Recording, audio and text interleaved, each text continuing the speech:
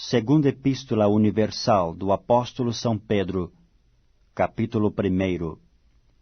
Simão Pedro, servo e apóstolo de Jesus Cristo, aos que conosco alcançaram fé, igualmente preciosa pela justiça do nosso Deus e Salvador Jesus Cristo. Graça e paz vos sejam multiplicadas pelo conhecimento de Deus e de Jesus, nosso Senhor. Visto como o seu divino poder nos deu tudo o que diz respeito à vida e piedade, pelo conhecimento daquele que nos chamou por sua glória e virtude, pelas quais ele nos tem dado grandíssimas e preciosas promessas, para que por elas fiqueis participantes da natureza divina, havendo escapado da corrupção que pela concupiscência há no mundo. E vós também, pondo nisto mesmo toda a diligência, acrescentai à vossa fé a virtude, e à virtude a ciência, e a ciência temperança, e a temperança paciência, e a paciência piedade, e a piedade amor fraternal, e ao amor fraternal caridade. Porque se em vós houver e abundarem estas coisas, não vos deixarão ociosos nem estéreis no conhecimento de nosso Senhor Jesus Cristo. Pois aquele em quem não há estas coisas é cego, nada vendo ao longe, havendo-se esquecido da purificação dos seus antigos pecados. Portanto, irmãos, procurai fazer cada vez mais firme a vossa vocação e eleição, porque fazendo isto, nunca jamais tropeçareis. Porque assim vos será amplamente concedida a entrada no reino eterno de nosso Senhor e Salvador Jesus Cristo.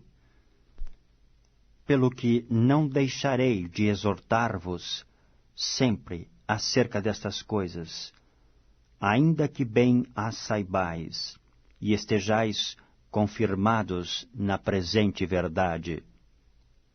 E tenho por justo, enquanto estiver neste tabernáculo, despertar-vos com admoestações, sabendo que brevemente hei de deixar este meu tabernáculo, como também nosso Senhor Jesus Cristo já mo tem revelado. Mas também eu procurarei em toda ocasião que depois da minha morte tenhais lembrança destas coisas, porque não vos fizemos saber a virtude e a vinda de nosso Senhor Jesus Cristo, seguindo fábulas artificialmente compostas, mas nós mesmos vimos a sua majestade. Porque ele recebeu de Deus Pai honra e glória, quando da magnífica glória que foi dirigida à seguinte voz: Este é o meu Filho amado, em quem me tenho comprazido. E ouvimos esta voz dirigida do céu, estando nós com ele no Monte Santo. E temos muito firme a palavra dos profetas, a qual bem fazeis em estar atentos, como a uma luz que alumia em lugar escuro, até que o dia esclareça, e a estrela da alva apareça em vossos corações. Sabendo primeiramente isto, que nenhuma profecia da Escritura é de particular interpretação, porque a profecia nunca foi produzida por vontade de homem algum, mas os homens santos de Deus falaram, inspirados pelo Espírito Santo. Segunda Epístola Universal do Apóstolo São Pedro, capítulo 2. E também houve entre o povo falsos profetas, como entre vós haverá também falsos doutores, que introduzirão encobertamente heresias de perdição, e negarão o Senhor que os resgatou, trazendo sobre si mesmos repentina perdição. E muitos seguirão as suas dissoluções, pelos quais será blasfemado o caminho da verdade. E por avareza farão de vós negócio com palavras fingidas, sobre os quais já de largo tempo não será tardia a sentença, e a sua perdição não dormita. Porque se Deus não perdoou aos anjos que pecaram, mas, havendo-os lançado no inferno, os entregou às cadeias da escuridão, ficando reservados para o juízo, e não perdoou ao mundo antigo, mas guardou a Noé, pregoeiro da justiça, com mais 7 pessoas, ao trazer o dilúvio sobre o mundo dos ímpios, e condenou à subversão as cidades de Sodoma e Gomorra, reduzindo-as a cinza, e pondo-as para exemplo aos que vivessem impiamente. E livrou o justo Ló, enfadado da vida dissoluta dos homens abomináveis, porque este justo, habitando entre eles, afligia todos os dias a sua alma justa, pelo que via e ouvia sobre as suas obras injustas. Assim, sabe o Senhor livrar da tentação os piedosos, e reservar os injustos para o dia de juízo, para serem castigados. Mas principalmente aqueles que, segundo a carne, andam em concupiscências de imundícia, e desprezam as dominações, atrevidos, obstinados, não receando blasfemar das dignidades. Enquanto aos anjos, sendo maiores em força e poder, não pronunciam contra eles juízo blasfemo diante do Senhor. Mas estes, como animais irracionais, que seguem a natureza, feitos para serem presos e mortos, blasfemando do que não entendem, perecerão na sua corrupção, recebendo o galardão da injustiça, pois que tais homens têm prazer nos deleites cotidianos. Nodoas são eles e máculas, deleitando-se em seus enganos, quando se banqueteiam convosco. Tendo os olhos cheios de adultério, e não cessando de pecar, engodando as almas inconstantes, tendo o coração exercitado na avareza, filhos de maldição, os quais, deixando o caminho direito, erraram, seguindo o caminho de Balaão, filho de Bozor, que amou o prêmio da injustiça. Mas teve a repreensão da sua transgressão. O mudo jumento, falando com voz humana, impediu a loucura do profeta.